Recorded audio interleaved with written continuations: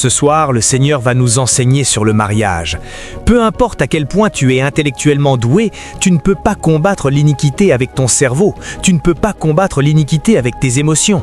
Donc, quand nous parlons du sujet du péché, ce n'est pas une qualification qui t'amène à cette table. C'est pareil pour le mariage, c'est un mystère profond dans le royaume.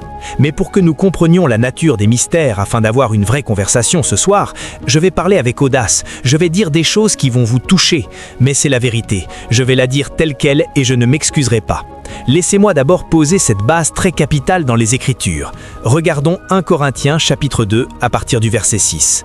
Paul dit « Cependant, c'est une sagesse que nous prêchons parmi les parfaits, les matures, une sagesse qui n'est pas de ce siècle. » Quand nous parlons de mystère, il faut que tu comprennes une chose. C'est une réalité qui n'est pas de cet âge, c'est une économie pour les âges à venir. Mais Dieu veut que nous en ayons un avant-goût maintenant, c'est pourquoi il nous permet d'y goûter. Ce que nous discutons ici, tu en comprendras la plénitude dans l'âge à venir. Paul dit, quand nous parlons sagesse, et cette sagesse, tu vas voir, c'est un mystère de Dieu, c'est parmi ceux qui sont matures. Si tu n'es pas spirituellement mature, tu ne peux pas le comprendre, parce que cette sagesse n'est pas pour cet âge. Et cette sagesse est si profonde que même les princes des ténèbres qui sont des esprits n'ont pas le droit de la connaître. Elle ne peut être révélée qu'à ceux qui sont en Christ et qui ont accepté les verdicts de l'Esprit qui amènent à la maturité. Donc c'est un sujet pour les matures, ce n'est pas pour cet âge, nous avons seulement le droit d'y goûter, parce que nous avons le Saint-Esprit. Numéro 2, c'est seulement pour les matures, ce n'est pas pour tout le monde. Tu peux vivre la réalité sans la comprendre. Il y a beaucoup de gens mariés aujourd'hui qui pensent que c'est une chose terrestre. Le fondement est dans le monde au-delà de nous. Et tant que tu n'es pas mature dans l'esprit, tu ne connaîtras pas le poids de cette entreprise spirituelle. Et ça te montre que même les esprits qui ne sont pas en Dieu ne peuvent pas le comprendre, parce que c'est un mystère. C'est pourquoi Paul descend au verset 12. « Nous n'avons pas reçu l'esprit du monde, mais l'esprit qui vient de Dieu, afin que nous connaissions les choses qui nous ont été données par Dieu. » Ces choses, nous les annonçons non avec des discours qu'enseigne la sagesse humaine, mais avec ceux qu'enseigne l'esprit, en expliquant les choses spirituelles par des choses spirituelles. L'homme naturel n'accepte pas les choses de l'Esprit de Dieu. Elles sont une folie pour lui, il ne peut les connaître, car c'est spirituellement qu'on en juge. Certaines choses que je vais dire ici seront une folie pour l'homme naturel. Si ton esprit n'est pas vivant pour recevoir les choses de Dieu, tu vas les rejeter. Mais quand tu arriveras au ciel, tu découvriras la vraie texture du sujet. Ce à quoi tu as été autorisé à participer sur terre a réalité une signification beaucoup plus profonde dans les cieux. Et ça va t'affecter pour toute l'éternité. Maintenant que cette base est posée, j'ai la liberté de parler des mystères du mariage, parce que vous m'avez donné vos oreilles. J'ai l'opportunité de planter dans votre cœur. Et si vous n'êtes pas encore marié, prenez ces choses très au sérieux, parce que c'est la réalité du mariage. Ne mariez pas quelqu'un juste parce que vous avez des émotions. Soyez prudent. Cet homme dont tu parles, assure-toi qu'il est comme Christ, parce que dans le mariage, Dieu le verra comme ton l'esprit. Et cette femme dont tu penses que c'est juste l'émotion, si elle entre dans le mariage, elle deviendra la base par laquelle ton ministère de prière et ta marche avec Dieu seront évalués. Tu peux être un puissant intercesseur qui n'a aucune réponse du ciel parce que ta femme t'a provoqué et tu t'es comporté avec elle comme un animal. Tout ton ministère de prière sera bloqué parce que pour Dieu, tes prières ne seront pas exaucées. Donc sois prudent avant d'entrer dans une relation. Le mariage est un acte d'adoration. C'est le 4e mystère du mariage, c'est de l'adoration. Parce que très souvent, quand tu entres dans le mariage, tu découvres que la plupart des choix que tu les feras à cause de Dieu. Demande à ceux qui sont mariés, ils te le diront. Quand tu veux te marier en tant qu'agent du royaume, tu respecteras l'ordination, pas le sentiment. Les sentiments peuvent se construire, mais les ordinations sont éternelles. Elles ont été cristallisées dans les ateliers du ciel. Tu n'as pas le pouvoir de créer une ordination, seul Dieu a ce pouvoir. Ce que Dieu fait, c'est s'assurer que les bonnes combinaisons se réunissent, et ce n'est pas une question de gènes. En Christ, nous ne fonctionnons plus par les gènes biologiques. C'est aussi une question de capacité, par le processus, par la formation, à élever cet enfant dans la voie du Seigneur. Proverbe 22:6 instruit l'enfant selon la voie qu'il doit suivre. Tu lis ça et tu penses que c'est juste du bon caractère. Non, selon la voie qu'il doit suivre veut dire « Avant que tu sois formé dans le ventre de ta mère, je te connaissais, je t'avais ordonné prophète ». Il y a certaines personnes qui ont été formées avec la capacité d'élever des prophètes. Si tu veux épouser une femme qui n'a pas l'orientation pour élever un prophète et que ton destin est de produire des prophètes, Dieu dira non. Parce que si tu épouses cette femme, l'enfant n'ira pas dans la voie qu'il doit suivre, parce que les outils pour l'équiper ne sont pas avec elle. elle. Elle a été élevée dans une famille où chacun fait ce qu'il veut. Tout le monde est insouciant, mon frère. Même si elle se repent, les compétences ne sont pas là. Quand Dieu considère l'ordination, il te dira « La semence de tes reins comptera depuis l'éternité ». Si tu dois faire un sacrifice sur terre, c'est d'épouser quelqu'un qui peut encore l'orienter. Tu sais, quand il a rencontré Jérémie, Jérémie pensait qu'il était créatif. Dieu a dit non, les ordinations ne sont pas de la créativité. Avant que tu sois formé dans le ventre de ta mère, je te connaissais, je t'avais ordonné prophète. Il y a certaines personnes qui ont été formées avec la capacité d'élever des prophètes. Si tu veux épouser une femme qui n'a pas l'orientation pour élever un prophète et que ton destin est de produire des prophètes, Dieu dira non. Parce que si tu épouses cette femme, l'enfant n'ira pas dans la voie qu'il doit suivre, parce que les outils pour l'équiper ne sont pas avec elle. Elle a été élevée dans une famille où chacun fait ce qu'il veut. Tout le monde est insouciant, mon frère. Même si elle se repent, les compétences ne sont pas là. Quand Dieu considère l'ordination, il te dira « La semence de tes reins comptera depuis l'éternité ». Si tu dois faire un sacrifice sur terre, c'est d'épouser quelqu'un qui peut encore l'orienter. Tu sais, quand il a rencontré Jérémie, Jérémie pensait qu'il était créatif. Dieu a dit non, les ordinations ne sont pas de la créativité. Luc 1, 13 à 17. Zacharie entre dans le temple pour le service. L'ange lui apparaît et lui dit « Ta femme Élisabeth te donnera un fils. Il sera grand devant le Seigneur.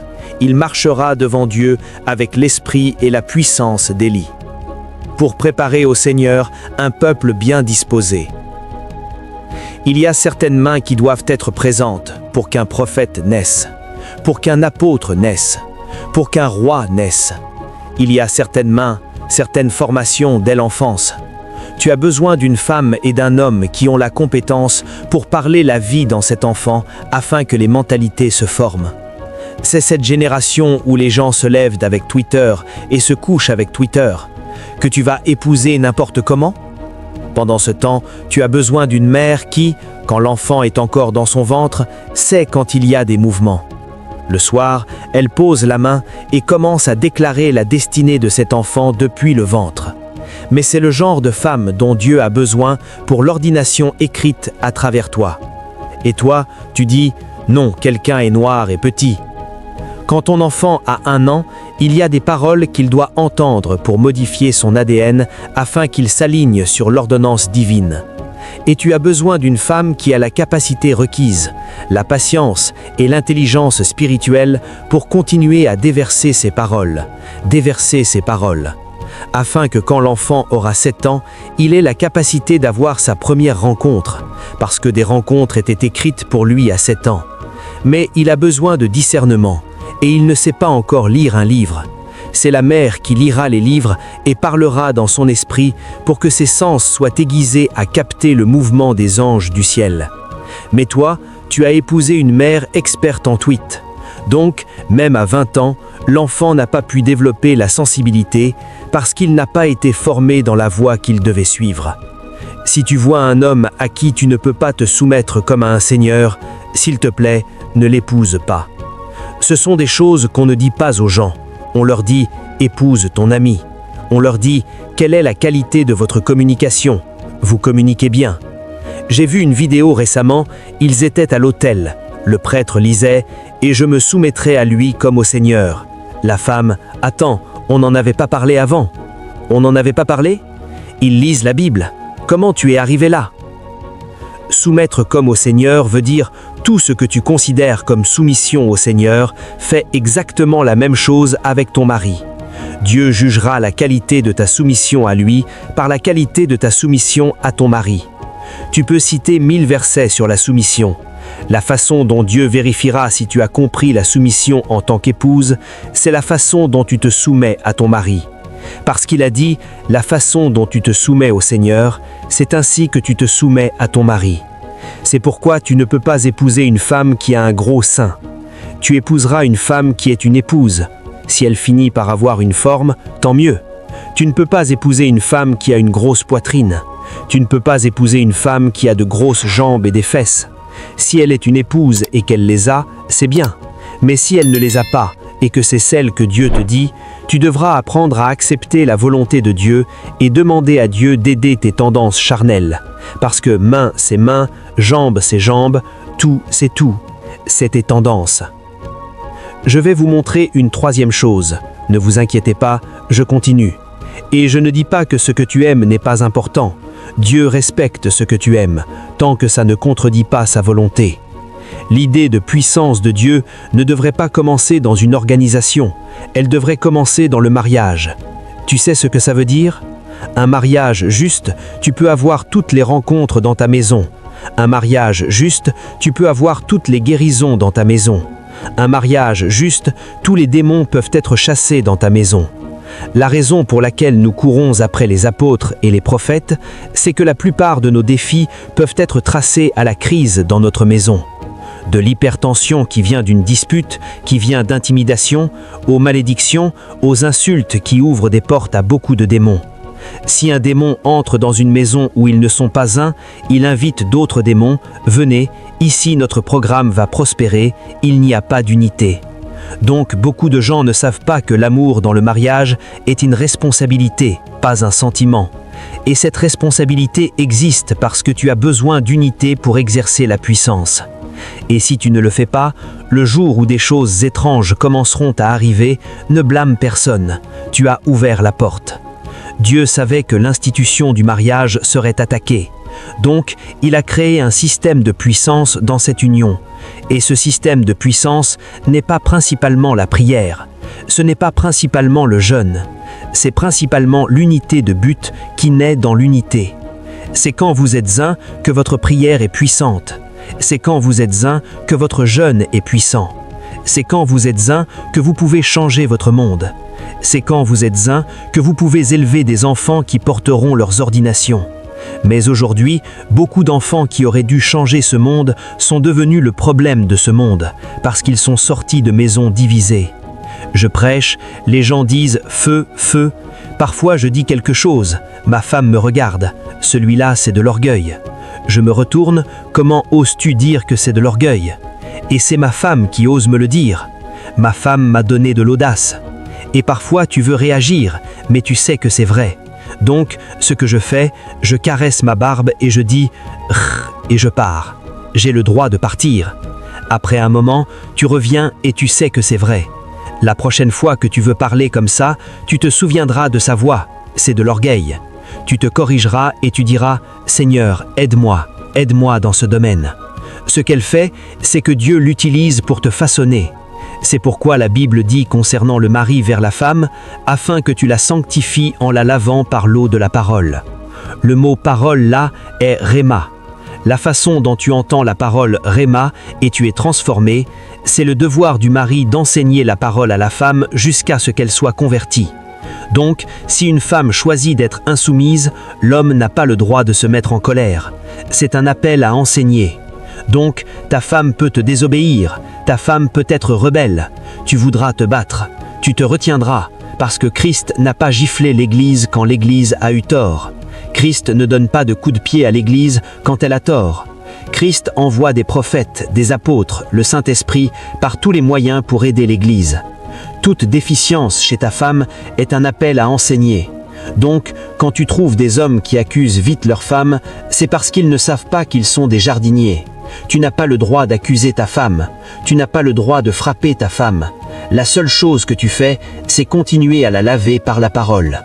Donc, tout ce que tu vois de mal chez ta femme, c'est une nouvelle responsabilité pour toi. Si ta femme est égoïste avec l'argent, va ramasser tous les versets sur l'argent et utilise toute la sagesse qui existe pour lui enseigner pourquoi elle doit te soumettre. Si ta femme est irrespectueuse, va ramasser tous les versets sur le respect. Tu lui enseigneras. Le jour où elle l'apprendra, c'est le jour où tu commenceras à jouir. Si elle ne l'apprend pas, tu es sous le joug de continuer à enseigner. Et il y a beaucoup de femmes qui, si leur mari ne fait pas ce qu'elles pensent qu'il devrait faire, même leur corps, elles le retiennent. Elles se ferment et le regardent. Je pensais que tu étais un homme fort, je ne suis pas là. Et le diable entre. Cette chose n'est pas conçue pour être conditionnelle. C'est inconditionnel. C'est pourquoi il faut bien réfléchir avant d'entrer. Si un homme n'aime pas sa femme inconditionnellement, ses prières ne seront pas exaucées. Il sera considéré comme un infidèle. Si une femme ne se soumet pas à son mari inconditionnellement, elle n'est pas une épouse. Et ce mariage ne pourra jamais atteindre le standard de Dieu, et il n'y aura jamais d'unité. Maintenant, pourquoi l'unité est-elle si importante? Parce que c'est dans l'unité que réside le secret de la puissance de Dieu. En tant que fille, sa gloire, c'est son corps. C'est à ce moment-là qu'elle remarque la puberté. Elle commence à voir des formes particulières qui n'étaient pas là avant. Vous savez, quand tu arrives au zénith de l'adolescence, les formes commencent à sortir. Quand vous aviez tous 5 ans, garçons et filles, c'était pareil. On jouait au foot ensemble, on faisait rouler des pneus ensemble, on se battait tous. Mais quand tu commences à approcher 11-12 ans, tu ne peux plus aller jouer au foot avec les garçons, parce que les formes vont te distinguer. Donc, la gloire d'une fille, c'est son apparence. En grandissant, un moment arrive où elle doit passer de fille à femme ou dame. Mais le problème, c'est que beaucoup ne font pas cette migration. Elles restent des filles au lieu de devenir des dames. Parce que quand tu deviens une dame, ta gloire passe de ton corps à ton esprit. Parce que tu dois un jour devenir une aide. Tu as besoin d'une capacité intellectuelle pour apporter quelque chose. Et la société a aussi besoin de ta perspective pour façonner un monde complet. Si ce monde était construit uniquement par des hommes, ce serait un monde de soldats. Seule la violence régnerait. Et si ce monde était construit uniquement par des femmes, ce serait un monde de manipulation.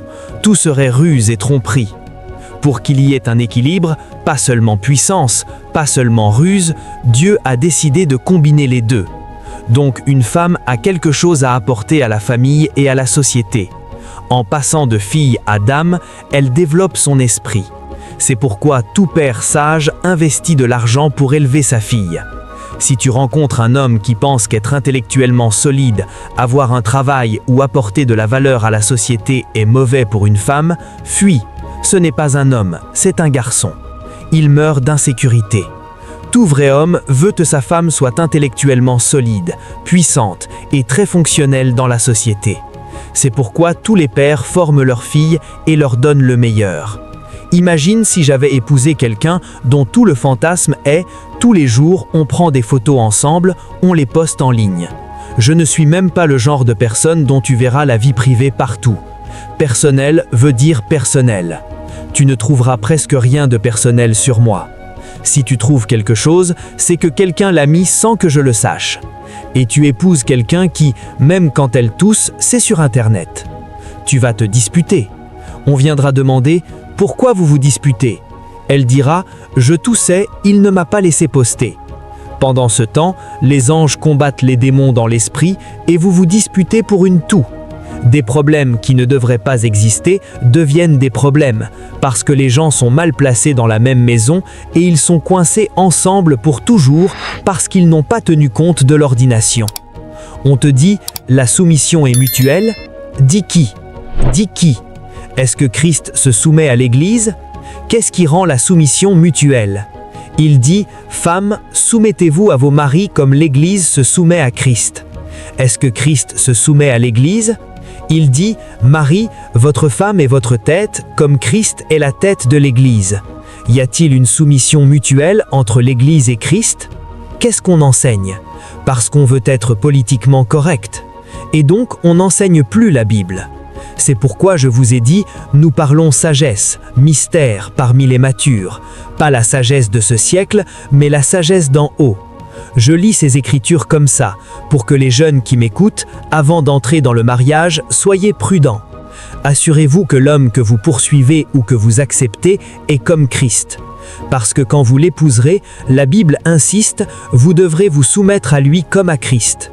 Donc, si l'homme n'est pas comme Christ, ne l'épousez pas, parce que vous devrez vous soumettre à lui comme à Christ. C'est ça qu'on ne leur dit pas. Verset suivant, c'est pourquoi, comme l'Église est soumise à Christ, que les femmes le soient à leur mari en toutes choses. Tu lis ça et tu penses que Dieu est dur avec les femmes. Mais je vais aussi parler des hommes, ne vous en faites pas, suivez-moi. Verset suivant, Marie, aimez vos femmes comme Christ a aimé l'Église et s'est livré lui-même pour elle. Donc ce genre d'amour, ce n'est pas juste acheter des jouets ou des choses. C'est la façon dont Christ a aimé l'Église. C'est pourquoi tu as besoin d'aide pour être mari. De la même façon que tu as besoin d'aide pour être épouse. Regarde l'Église et Christ. Qui a la plus grande marge d'erreur? C'est l'Église. Ça veut dire qu'une femme peut faire une erreur. Sa erreur peut être pardonnée. Mais si un homme fait une erreur, il y aura des conséquences. Donc cette loi est plus dure pour l'homme. Une femme épouse un homme qu'elle sait qu'à tout moment, elle pourra honorer, respecter et se soumettre à lui. Un homme épouse une femme qu'il sait qu'il est prêt à mourir pour elle. Ce sont les deux combinaisons qui peuvent produire l'unité. Quand ils arrivent là, le mystère du mariage s'active, la relation entre Christ et l'Église. C'est ce qu'on appelle l'amour inconditionnel. Je ne me soumets pas à l'homme parce qu'il est gentil. Je ne me soumets pas à l'homme parce qu'il est sage.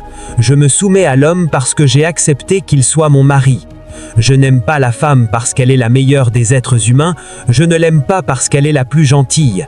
Je l'aime parce que j'ai choisi, par le témoignage de l'Esprit, que c'est ma femme. Et le plus beau, c'est que plus tu fais ta part, plus l'autre devient meilleur. Quand la femme se soumet, sa soumission enseigne à l'homme les voies de Dieu. Quand l'homme aime, son amour convainc la femme et lui enseigne les voies de Dieu. Ce que l'homme naturel veut faire, c'est attendre que tout soit corrigé avant d'agir. Tu aimes un homme qui est aimable, tu te soumets à un homme qui est aimable. Tu aimes une femme qui est aimable. Ce n'est pas ce que dit la Bible. Épouse, c'est un office. Mari, c'est un office. Ton devoir en tant que mari, aimer inconditionnellement. Ton devoir en tant qu'épouse, te soumettre inconditionnellement. Et pendant que tu le fais, tu laisses Dieu travailler sur vous deux. Quand tu te soumets à l'homme, le Saint-Esprit peut lui parler. Quand tu aimes la femme, le Saint-Esprit peut lui parler. Il y a beaucoup d'hommes aujourd'hui, si leurs femmes ne se soumettent pas, ils coupent l'argent de la maison. Ils récupèrent tous les cadeaux qu'ils ont faits. Ils commencent à la punir pour que quand elle sera assez intimidée, elle se soumette. Ce ne sont pas des maris. C'est quand elle ne se soumet pas que tu dois aimer plus.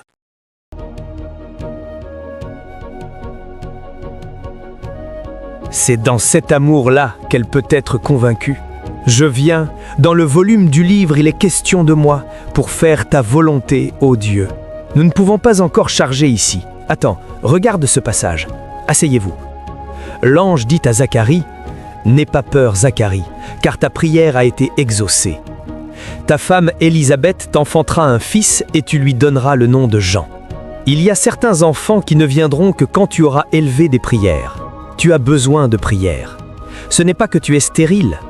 Tu as besoin d'un ventre spirituel pour porter cet enfant. Dieu peut attendre 5 ans. Si l'homme que tu as épousé n'est pas un homme spirituel, il te dira « Je suis le seul fils, ma famille a besoin d'un garçon ». Pendant ce temps, ce qu'ils disent, c'est que tu as besoin d'un ventre incubé par le sacerdoce pour pouvoir élever ce roi dans l'esprit. Mais l'homme est sous pression parce que son grand-père a dit qu'il faut un garçon.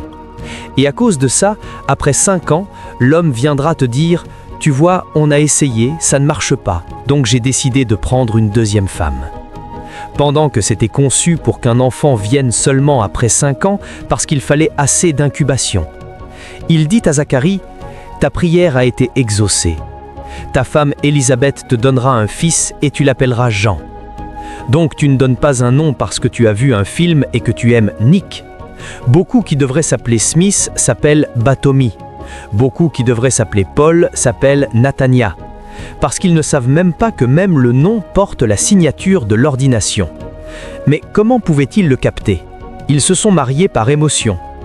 Il te donnera un fils, tu l'appelleras Jean. Tu sais la partie dramatique de cette histoire? Zacharie a douté de l'ange et est devenu muet. Il n'a pas eu l'occasion de le dire à Élisabeth. Mais le jour où l'enfant devait être nommé, les anciens sont venus. C'est notre lignée, notre clan. Et ils ont commencé à suggérer que l'enfant s'appelle Zacharie. Élisabeth s'est levée, non, son nom est Jean. Ils ont dit, non, personne dans cette lignée n'a porté ce nom. Elle a dit, non, son nom est Jean. C'est pendant qu'ils se disputaient que la bouche de Zacharie s'est ouverte et il a dit, oui, son nom est Jean. Ça veut dire qu'Élisabeth n'était pas là quand la rencontre a eu lieu. Mais elle avait la signature. Elle aussi pouvait voir dans la destinée de l'enfant. La raison pour laquelle ils étaient qualifiés pour être mari et femme, c'est que tous les deux pouvaient lire la destinée des enfants qu'ils mettaient au monde. La raison pour laquelle Jean est devenu un grand prophète, c'est parce qu'ils se sont mariés correctement.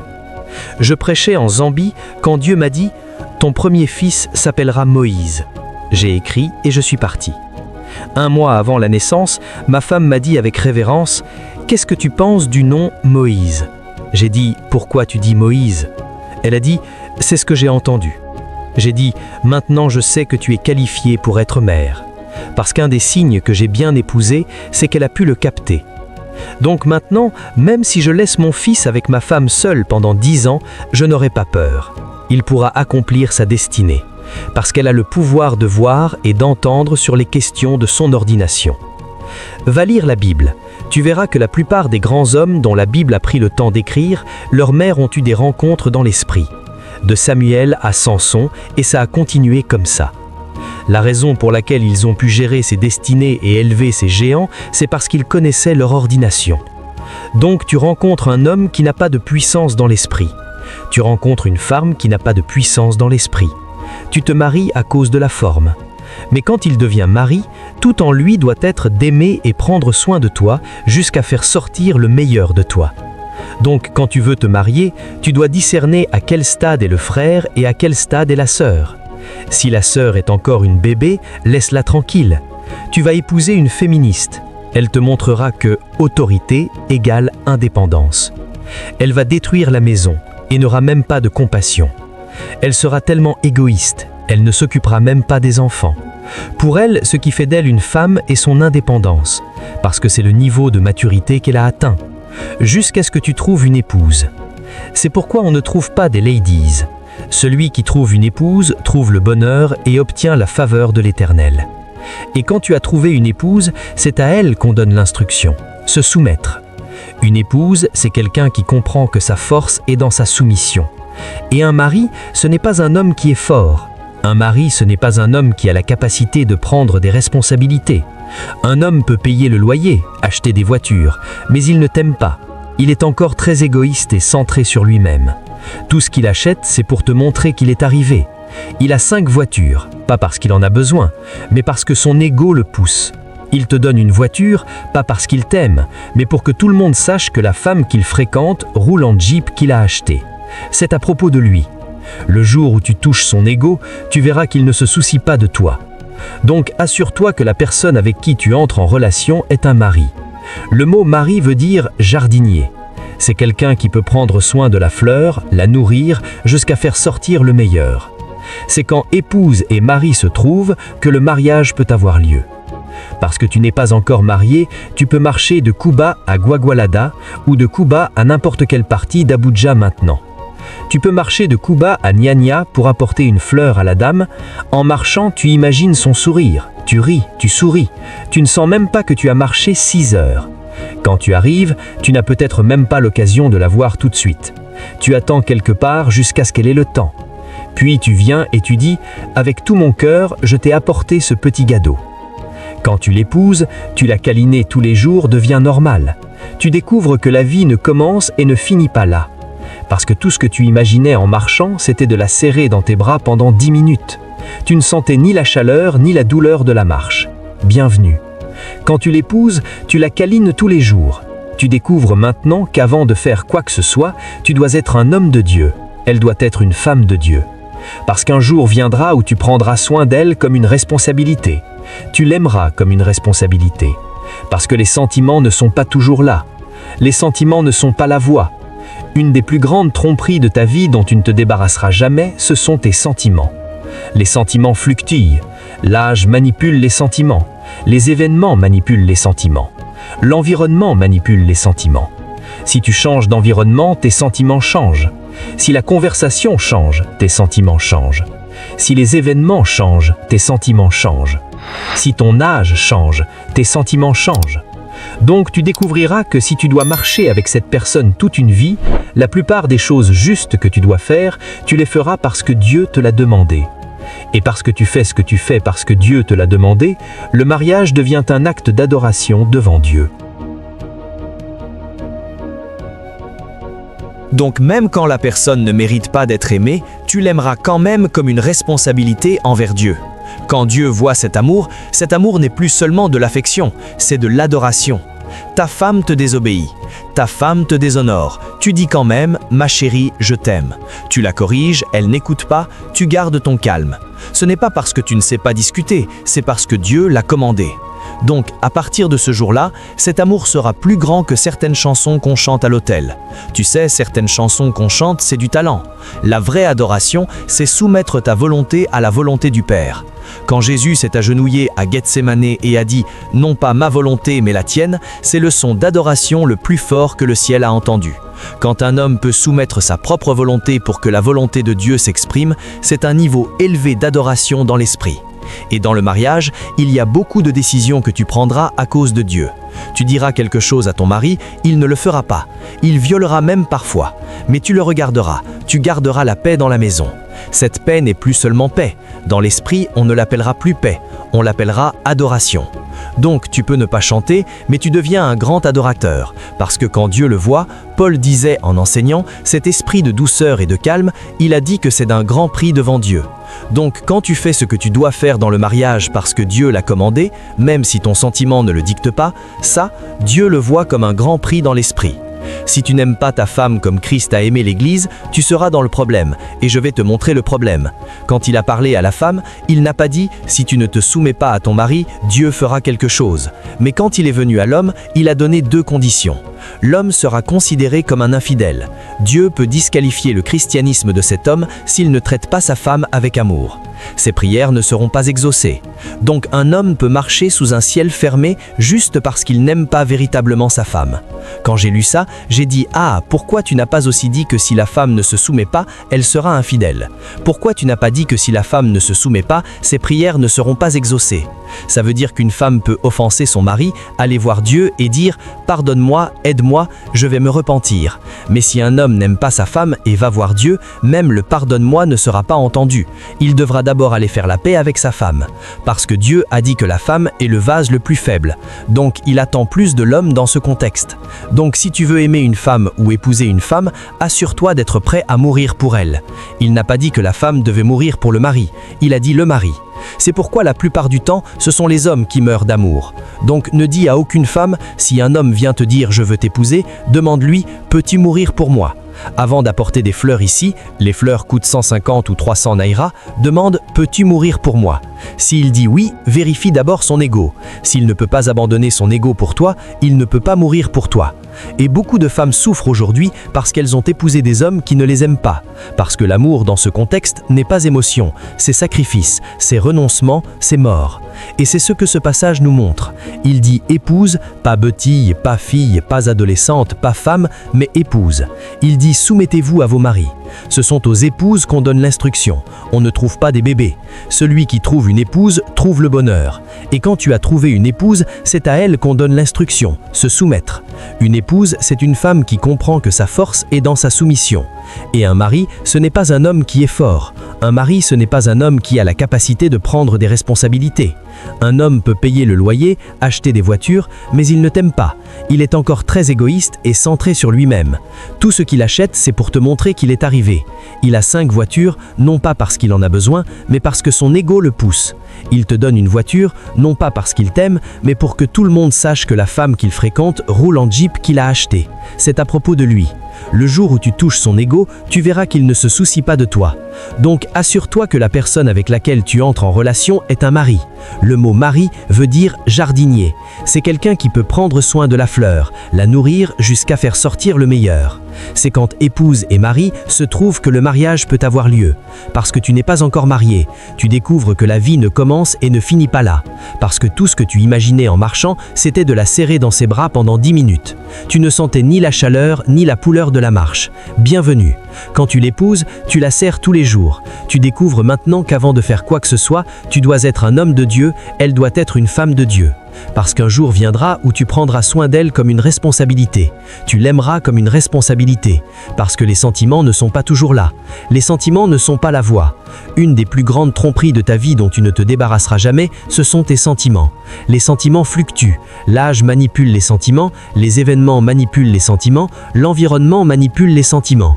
Si tu changes d'environnement, tes sentiments changent. Si les événements changent, tes sentiments changent. Si ton âge change, tes sentiments changent. Donc tu découvriras que si tu dois marcher avec cette personne toute une vie, la plupart des choses justes que tu dois faire, tu les feras parce que Dieu te l'a commandé. Et parce que tu fais ce que tu fais parce que Dieu te l'a commandé, le mariage devient un acte d'adoration devant Dieu. Donc même quand la personne ne mérite pas d'être aimée, tu l'aimeras quand même comme une responsabilité envers Dieu. Quand Dieu voit cet amour n'est plus seulement de l'affection, c'est de l'adoration. Ta femme te désobéit, ta femme te déshonore, tu dis quand même « ma chérie, je t'aime ». Tu la corriges, elle n'écoute pas, tu gardes ton calme. Ce n'est pas parce que tu ne sais pas discuter, c'est parce que Dieu l'a commandé. Donc, à partir de ce jour-là, cet amour sera plus grand que certaines chansons qu'on chante à l'autel. Tu sais, certaines chansons qu'on chante, c'est du talent. La vraie adoration, c'est soumettre ta volonté à la volonté du Père.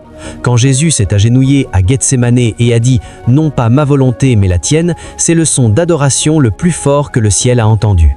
Quand un homme peut soumettre sa propre volonté pour que la volonté de Dieu s'exprime, c'est un niveau élevé d'adoration dans l'esprit. Et dans le mariage, il y a beaucoup de décisions que tu prendras à cause de Dieu.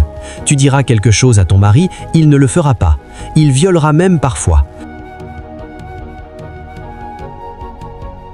Mais tu le regarderas, tu garderas la paix dans la maison. Cette paix n'est plus seulement paix. Dans l'esprit, on ne l'appellera plus paix, on l'appellera adoration.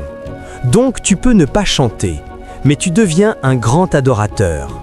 Parce que quand Dieu le voit, Paul disait, en enseignant, « Cet esprit de douceur et de calme, il a dit que c'est d'un grand prix devant Dieu. » Donc, quand tu fais ce que tu dois faire dans le mariage parce que Dieu l'a commandé, même si ton sentiment ne le dicte pas ça, Dieu le voit comme un grand prix dans l'esprit. Si tu n'aimes pas ta femme comme Christ a aimé l'Église, tu seras dans le problème. Et je vais te montrer le problème. Quand il a parlé à la femme, il n'a pas dit « Si tu ne te soumets pas à ton mari, Dieu fera quelque chose ». Mais quand il est venu à l'homme, il a donné deux conditions. L'homme sera considéré comme un infidèle. Dieu peut disqualifier le christianisme de cet homme s'il ne traite pas sa femme avec amour. Ses prières ne seront pas exaucées. Donc un homme peut marcher sous un ciel fermé juste parce qu'il n'aime pas véritablement sa femme. Quand j'ai lu ça, j'ai dit « Ah, pourquoi tu n'as pas aussi dit que si la femme ne se soumet pas, elle sera infidèle ? Pourquoi tu n'as pas dit que si la femme ne se soumet pas, ses prières ne seront pas exaucées ?» Ça veut dire qu'une femme peut offenser son mari, aller voir Dieu et dire « Pardonne-moi, aide-moi, je vais me repentir ». Mais si un homme n'aime pas sa femme et va voir Dieu, même le « Pardonne-moi » ne sera pas entendu. Il devra d'abord aller faire la paix avec sa femme, parce que Dieu a dit que la femme est le vase le plus faible. Donc il attend plus de l'homme dans ce contexte. Donc si tu veux aimer une femme ou épouser une femme, assure-toi d'être prêt à mourir pour elle. Il n'a pas dit que la femme devait mourir pour le mari, il a dit le mari. C'est pourquoi la plupart du temps, ce sont les hommes qui meurent d'amour. Donc ne dis à aucune femme, si un homme vient te dire « je veux t'épouser », demande-lui « peux-tu mourir pour moi ?» Avant d'apporter des fleurs ici, les fleurs coûtent 150 ou 300 naira, demande « peux-tu mourir pour moi ?» S'il dit oui, vérifie d'abord son ego. S'il ne peut pas abandonner son ego pour toi, il ne peut pas mourir pour toi. Et beaucoup de femmes souffrent aujourd'hui, parce qu'elles ont épousé des hommes qui ne les aiment pas. Parce que l'amour dans ce contexte n'est pas émotion, c'est sacrifice, c'est renoncement, c'est mort. Et c'est ce que ce passage nous montre. Il dit épouse, pas fille, pas ladies, pas femme, épouse. Il dit soumettez-vous à vos maris. C'est aux épouses qu'on donne l'instruction. On ne trouve pas de ladies. Celui qui trouve une épouse trouve le bonheur. Et quand tu as trouvé une épouse, c'est à elle qu'on donne l'instruction, se soumettre. Une épouse, c'est celle qui comprend que sa force est dans sa soumission. Et un mari, ce n'est pas un homme qui est fort. Un mari, ce n'est pas un homme qui a la capacité de prendre des responsabilités. Un homme peut payer le loyer, acheter des voitures, mais il ne t'aime pas. Il est encore très égoïste et centré sur lui-même. Tout ce qu'il achète, c'est pour te montrer qu'il est arrivé. Il a 5 voitures, pas parce qu'il en a besoin, mais parce que son ego le pousse. Il te donne une voiture, pas parce qu'il t'aime, mais pour que tout le monde sache que la femme qu'il fréquente roule en Jeep qu'il a acheté. C'est à propos de lui. Le jour où tu touches son ego, tu verras qu'il ne se soucie pas de toi. Donc assure-toi que la personne avec qui tu entres en relation est un mari. Le mot mari veut dire jardinier. C'est quelqu'un qui peut prendre soin de la fleur, la nourrir, jusqu'à faire sortir le meilleur. C'est quand épouse et mari se trouvent que le mariage peut avoir lieu. Chaque fois que Dieu me permet de venir, je viens. Et chaque fois que je ne suis pas là, c'est aussi une partie de sa destinée. Elle lui a été enseignée quand elle était enfant qu'elle épouserait un homme de Dieu et que cet homme de Dieu serait tout entier à l'œuvre du Père. Donc elle a grandi avec cette mentalité, avec cet état d'esprit. Bien sûr, elle aime quand nous sommes ensemble, mais chaque fois que je ne suis pas là, je suis en mission, parce que je suis marié au Saint-Esprit. Donc tu dois passer du stade où ta valeur est ton corps, au stade où ta valeur devient ton esprit. Étudie les meilleures filières, gagne de l'argent pour toi-même. C'est une partie de ton processus de développement. Tu dois pouvoir te tenir quelque part et parler à n'importe qui, n'importe où, dans n'importe quel forum. Tu dois pouvoir occuper n'importe quel poste dans la société. Tu dois pouvoir être président, parce que tu as quelque chose d'unique à apporter. Si tu ne l'apportes pas à la société sera détruite. Mais tu dois aussi passer du stade d'âme au stade épouse. C'est pourquoi ce passage ne dit pas femme, il ne dit pas fille, il ne dit pas dame, il dit épouse. Parce qu'il sait qu'il y a des filles, il sait qu'il y a des dames, mais il s'adresse aux dames qui sont devenues épouses. La gloire d'une fille est son apparence. La gloire d'une dame est son esprit. La gloire d'une épouse est sa soumission. Ce sont des niveaux de développement. Ensuite, tu grandiras encore pour devenir mère. Et la gloire d'une mère est le sacrifice. Mais le problème, c'est que beaucoup de femmes sont encore des filles à 30 ans, filles à 40 ans. Donc même à 35 ans, elles pensent que leur valeur vient du fait de se montrer nues. Tu les vois partout dans la rue essayer d'exposer tout leur corps parce qu'elles n'ont pas construit de vraies valeurs. Elles n'ont pas fait la migration fille, dame, épouse. Quand tu es fille ou dame, tu n'as pas besoin d'être très spirituelle. Il n'y a pas de problème. Mais quand tu deviens épouse, tu dois devenir une femme très spirituelle. Parce que ce qui te définit, ce sont les ordinations du royaume. Et l'ordination majeure du royaume est la soumission. Et la même chose s'applique aux hommes. Il y a les garçons, puis les jeunes hommes, puis les maris, puis les pères. Un garçon, sa gloire et sa force. C'est pourquoi tous ici, quand nous étions jeunes, on s'est battu avec 1, 2, 3 personnes. Chaque jour, tu sors jouer, soit ton visage est gonflé, soit ta tête est gonflée. Peu importe à quel point tu es spirituel, tu veux montrer ta masculinité. Quelqu'un parle, tu dis « c'est à moi que tu parles ». Non, je dois t'y répondre. Je dois montrer que je suis un homme. C'est un garçon. Quand tu grandis et deviens jeune homme, tu commences à penser responsabilité. Qu'est-ce que je dois faire? Tu prends la responsabilité de toi-même et des autres. C'est ce qui te fait d'un jeune homme. C'est le signe que tu grandis. Si tout en toi est « je peux me battre, je peux me défendre », tu es un garçon. Tu dois grandir jusqu'au niveau où tu prends la responsabilité de la paix. Quelqu'un t'offense, au lieu de te battre pour montrer ta masculinité, tu prends la responsabilité de la paix. Les ordinations naissent à travers le mariage. Les héritages divins sont préservés à travers le mariage. C'est le premier mystère du mariage.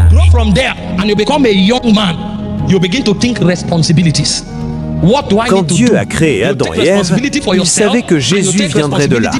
Et il savait que ce ne serait pas n'importe qui. Ça passerait par Abraham, par David, par Joseph. Parce qu'Abraham représente le Père, David représente le roi. Jésus devait être roi et père. Pour que ça arrive, l'algorithme devait être correct. S'il y avait une erreur, il y aurait des manipulations jusqu'à ce que ça soit corrigé. Et j'aurais voulu avoir le temps de vous montrer certaines de ces manipulations. Avec la vie de Judas seul, je pourrais vous montrer comment il s'est marié, a eu des enfants. Les ordinations sont des choses dangereuses. Elles manifestent les sagesses de Dieu. Et un des canaux par lesquels elles se communiquent, c'est le mariage. La prochaine fois que quelqu'un t'approche, ne te laisse pas emporter par l'apparence. Va demander à Dieu. Est-ce que c'est cohérent avec ton plan? Tu sais pourquoi on édulcore le sujet aujourd'hui et on l'enseigne à base de sentiments et de psychologie? Parce qu'on sait qu'on n'élève pas des hommes et des femmes spirituels. Si on disait à tous les membres de l'Église aujourd'hui, mariez-vous par discernement, les gens se marieraient une fois tous les 10 ans. Parce qu'on sait que les disciples qu'on élève n'entendent pas Dieu.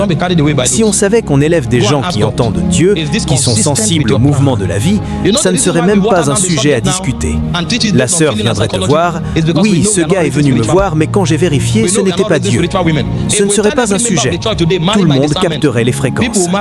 Et si nous commencions à donner naissance comme ça, en peu de temps, nous prendrions le monde. Ne savez-vous pas que dans la plupart des religions sombres aujourd'hui, en Inde par exemple, tu ne te lèves pas comme ça pour dire « je veux épouser un tel ». Ils vérifient les étoiles dans l'esprit par l'astrologie, pour voir s'il y a alignement. C'est sur l'accord des étoiles qu'ils choisissent même la date du mariage. Et tu te demandes pourquoi ils prennent le monde en main. Parce qu'ils comprennent la place de l'esprit dans ces questions. Quand ils mettent au monde des enfants, ils peuvent te dire qui est roi, qui est prophète, qui est businessman. Parce qu'ils ont vérifié que les étoiles s'alignent. Et ils captent les déclarations de l'esprit pour connaître ce que représente leur destinée.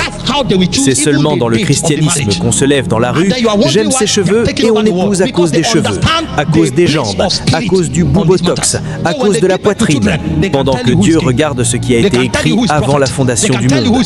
Parce qu'on a élevé des gens charnels qui n'ont pas de sensibilité spirituelle. Si tu veux faire juste, et je ne parle pas de bonheur, tu peux épouser quelqu'un qui t'emmènera aux Bahamas toute ta vie, mais élever des enfants sans Dieu, des enfants qui finiront escrocs, des enfants qui, même s'ils ont de l'argent, ne seront pas pertinents dans l'agenda de Dieu, parce qu'il y a eu une distorsion dans l'alignement spirituel. Ce n'était pas cohérent avec le plan divin. Dieu savait pourquoi il t'a mis en Afrique. Et si tu es spirituel, partout où tu iras sera orchestré par Dieu pour que tu rencontres cette personne. Parce que tu seras passé de garçon à jeune homme, puis de jeune homme à mari. Quand tu deviens mari, tu passes de prendre des responsabilités à aimer de façon sacrificielle. C'est ce que Dieu regarde avant de permettre à l'une de ses filles de t'être confiée. Mais souvent, Dieu dit à ses filles, n'y va pas. Cette personne est encore un garçon. Mais elles disent non, j'aime sa poitrine. Dieu dit, attends. Laisse-le faire sa métamorphose. Il n'est pas encore devenu mari. Il est encore jeune homme. Il veut prouver qu'il est fort.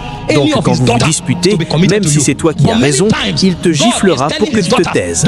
Parce qu'il veut montrer qu'il est le plus fort. C'est un garçon dans le mariage. Parce qu'il veut toujours montrer sa masculinité. Il est centré sur lui-même. Il veut tout prendre de toi, incluant ta dignité.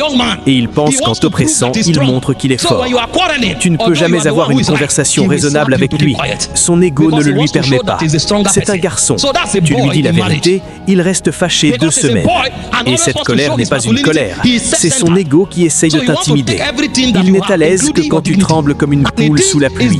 Il a besoin que tu sois effrayé pour montrer qu'il est un homme. Mais c'est un garçon. Il n'a pas grandi. La seule fois où ce que tu aimes devient un problème, c'est quand cela entre en conflit avec la volonté de Dieu. Donc tu dois soumettre ce que tu aimes. J'espère que le point est clair. Je ne dis pas va épouser n'importe qui. Certains veulent maintenant montrer qu'ils sont super spirituels. Ce n'est même pas Dieu qui témoigne, ils prennent juste quelqu'un pour montrer qu'ils sont royaume. Ce n'est pas ce que je dis. Si tu le fais par la chair, tu souffriras. Dieu sait ce que tu aimes. Dieu sait ce qui est bon pour toi. Il n'essaie pas de te punir à travers le mariage. Mais nous exposons cette vérité telle qu'elle, pour que, cas où ce n'est pas cohérent avec ce que ta chair suggère, tu aies plus d'avantages d'honneur pour la volonté de Dieu. C'est pourquoi nous le disons. Un homme qui veut se marier doit aimer la femme assez pour mourir pour elle. Ça veut dire que tout homme égoïste n'est pas qualifié pour se marier. Si tu n'es pas encore marié, une des prières que tu peux faire ce soir, Seigneur, donne-moi le discernement de voir comme toi, et donne-moi aussi la force de me marier non par la chair, mais selon ta volonté. C'est la première prière à faire. Je suis à toi, Jésus. Je suis à toi jusqu'au jour où tu viendras. Je suis à toi. Je ne dis pas va rompre la relation dans laquelle tu es, et je ne dis pas que c'est mal d'épouser quelqu'un que tu aimes.